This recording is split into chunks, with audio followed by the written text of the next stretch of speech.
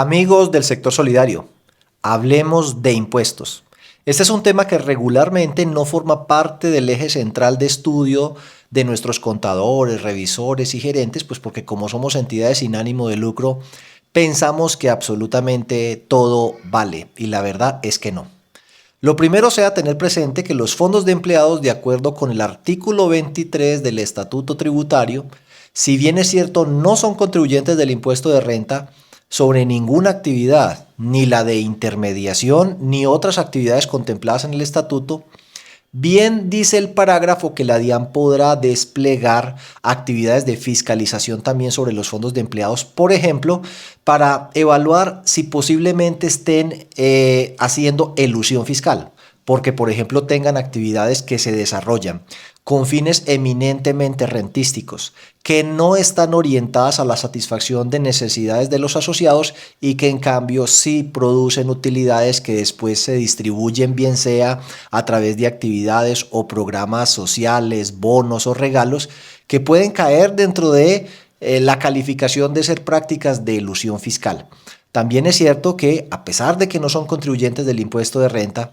tienen que presentar declaración de ingresos y patrimonios y sus gastos deben estar adecuadamente soportados, para lo cual es muy importante tener presente los requisitos que están en el Estatuto Tributario, en el artículo 771-2, por ejemplo, en el caso de las facturas o documentos equivalentes que cumplan con unos requisitos.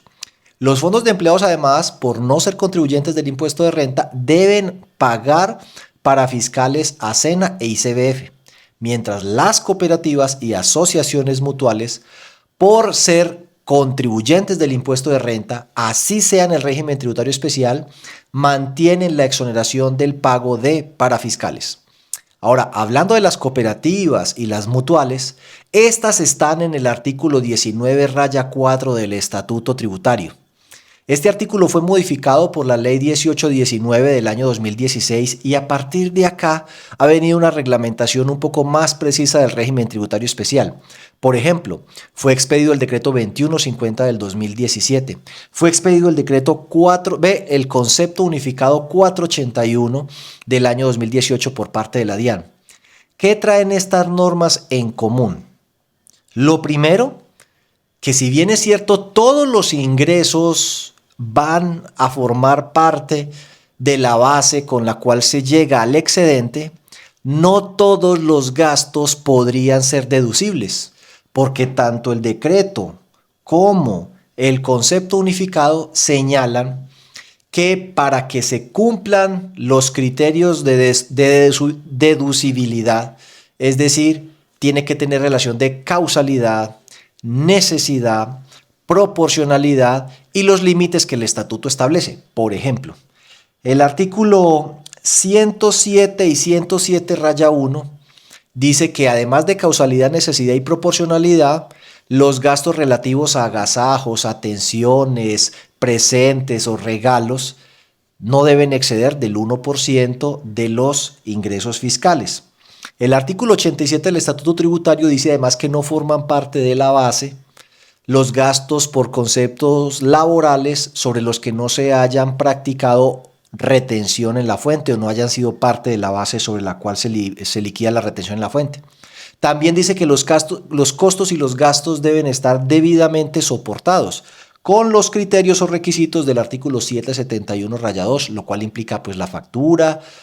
electrónica o documento equivalente, también con las formalidades que hoy en día existen. Es frecuente que las cooperativas y mutuales, para pagar menos impuesto de renta, otorguen bonos, auxilios o cosas que no están adecuadamente soportadas, no se les practicó la retención en la fuente y por ende son susceptibles de ser rechazadas por la DIAN. También les aplica el artículo 364-1 de la elusión fiscal. La DIAN podría considerar que a través de estas prácticas se está eludiendo el deber de pagar y podría entonces entrar a rechazar esos gastos.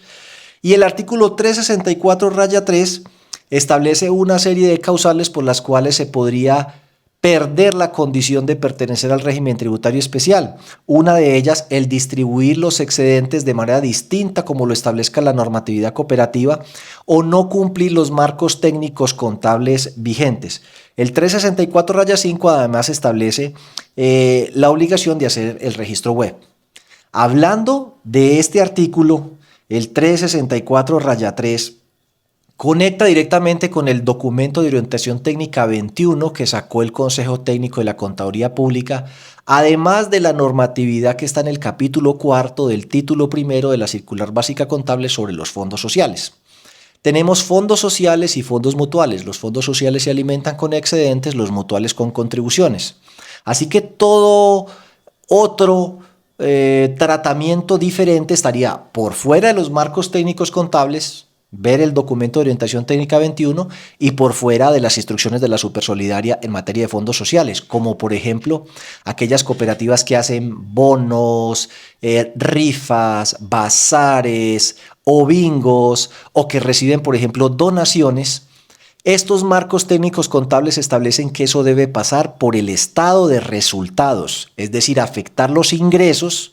Por supuesto, también los costos y gastos asociados. Ello sería susceptible de que se aumente el excedente, se pague el impuesto de renta y es con ese excedente que se alimentan los fondos. Mucha cooperativa o fondo cree que está bien llevar directamente contra los fondos remanentes no reclamados o pasivos que ya prescriben luego de 3 años, o cobran un bono, lo llevan al fondo, del fondo entregan los premios, asumen los gastos, o llevan las tablas de los bingos o lo que vendieron por la actividad, paseo o lo que sea, de allí cubren los costos y los gastos directamente de los fondos y entonces allí nos queda un sobrante que no pasó por el estado de resultados y por supuesto no pagó impuesto de renta. Insisto, eso está por fuera del tratamiento que establece el capítulo 4 del título 1 de la Circular Básica Contable y del documento de orientación técnica 21 del Consejo Técnico de la Contaduría Pública que lo acabaron de expedir. Por ende, daría pie a la DIAN para decir que uno no está cumpliendo ni con las instrucciones de la Supersolidaria, ni con las normas de distribución de excedentes y mucho menos con los marcos técnicos contables, lo cual trae como consecuencia que a uno, en primer lugar, le rechacen esos costos y deducciones y tenga que, a lo mejor, corregir la declaración de renta y pagar más, pero adicionalmente que lo excluyan del régimen tributario especial y solo hasta luego de 3 años podría volver a solicitar su admisión. Por supuesto,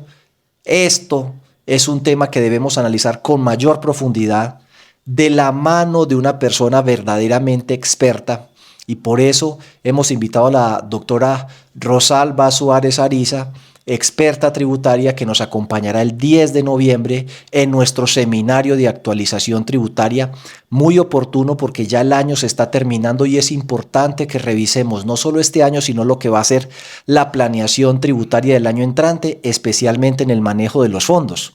Ya la DIAN se ha pronunciado, por ejemplo, en consultas que le han hecho sobre si los excedentes obtenidos por la prestación de servicios a terceros forman parte de la base para el pago del impuesto de renta y la respuesta es que sí. Entonces nos surge una combinación doble. Por un lado, los excedentes obtenidos en la prestación de servicios a terceros es diferente de los ingresos no operacionales. Muchas entidades confunden y creen que lo que no es distribuible son los ingresos no operacionales y la normatividad no dice eso. Léanse el artículo 10 de la Ley 79 del año 88. Lo que dice es el excedente obtenido en la prestación de servicios a terceros, lo cual implica que son excedentes operacionales porque es una actividad que está contemplada en el objeto social, diferente del ahorro y el crédito que es exclusivamente con asociados. Esas actividades operacionales que generan excedentes y se desarrollan con terceros no se pueden distribuir. En cambio, sí forman parte de la base sobre la cual se debe pagar el impuesto de renta. Así que cuando se pague el impuesto de renta, seguramente la plata del Fondo de Educación y Solidaridad no alcanza y la diferencia tendrá que llevarse al gasto, como le establece el documento de orientación técnica 21. Por todos estos temas, porque ya ha habido casos en los cuales la DIAN ha requerido a cooperativas, es que necesitamos que una persona experta, que no solo es abogada, que no solo conoce de contabilidad y de impuestos, sino que conoce del sector solidario, nos acompañe el 10 de noviembre y nos cuente su experiencia, su conocimiento y nos oriente acerca de la forma en que debemos soportar nuestros costos, nuestras deducciones, qué vale, qué no vale y qué tipo de casos se han presentado en entidades del sector solidario respecto a la DIAN y cuál debería ser nuestra actuación. Encuentre más información en www.diegobetancourt.com.com, inscríbase y no se pierda de este importante evento.